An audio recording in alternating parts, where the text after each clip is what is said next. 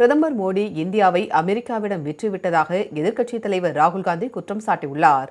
மக்களவையில் இன்று உரையாற்றிய அவர் இந்தியா அமெரிக்கா இடையேயான வர்த்தக ஒப்பந்தத்தை கடுமையாக விமர்சித்தார். அமெரிக்காவின் ஆதிக்கத்திற்கு சீனா, ரஷ்யா உள்ளிட்ட நாடுகள் எதிர்ப்பு தெரிவிப்பதாகவும், ஆனால் மோடி அமெரிக்காவின் நேரடி அழுத்தத்தில் உள்ளதாகவும் தெரிவித்தார்.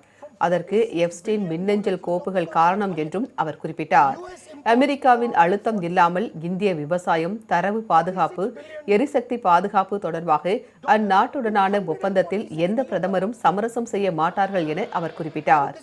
அமெரிக்காவுடனான வர்த்தக ஒப்பந்தம் மூலம் இந்தியாவின் ஏற்றுமதி வரி 3%இலிருந்து 18% அதிகரித்துள்ளதாகவும், அதே நேரத்தில் அமெரிக்காவின் வரி 16%இலிருந்து 0% குறைந்துள்ளதாகவும் அவர் தெரிவித்தார்.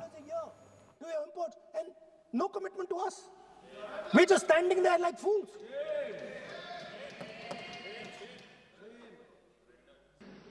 What is surprising to me? What happened in the deal? If the India alliance was negotiating with President Trump, I will tell you what we would say.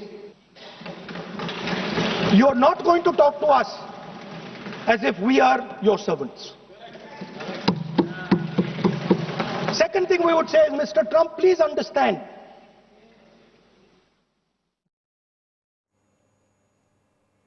பின்னர் நாடாளுமன்றத்திற்கு வெளியே செய்தியாளர்களிடம் பேசிய ராகுல் காந்தி, ஒன்றிய அமைச்சர் ஹர்தீப் சிங் புரி மற்றும் அனில் அம்பானி ஆகியோரின் பெயர்கள் எப்ஸ்டீன் கோப்புகளில் உள்ளதாக தெரிவித்தார். பிரதமரை குறிவைத்து அதானிக்கு எதிரான ஒரு வழக்கில் அமெரிக்கா தரப்பில் சம்மன் அனுப்பப்பட்டுள்ள நிலையில் கடந்த 18 மாதங்களாக ஒன்றிய அரசு பதிலளிக்கவில்லை என்றும் அவர் குறிப்பிட்டார். अंबानी का केस अदानी का केस चल रहा है, उसमें समन्स आई है. गवर्नमेंट ऑफ इंडिया ने 18 महीने के लिए रिप्लाई नहीं दिया है. डायरेक्ट प्रेशर है प्राइम मिनिस्टर पे, वो सब जानते हैं. बट मेन बात ये है, देखिए, बिना प्रेशर कोई हिंदुस्तान का प्राइम मिनिस्टर ये नहीं कर. जो हुआ है, जो किसानों के साथ हुआ है, डेटा के साथ हुआ है, डिफेंस के साथ हुआ है.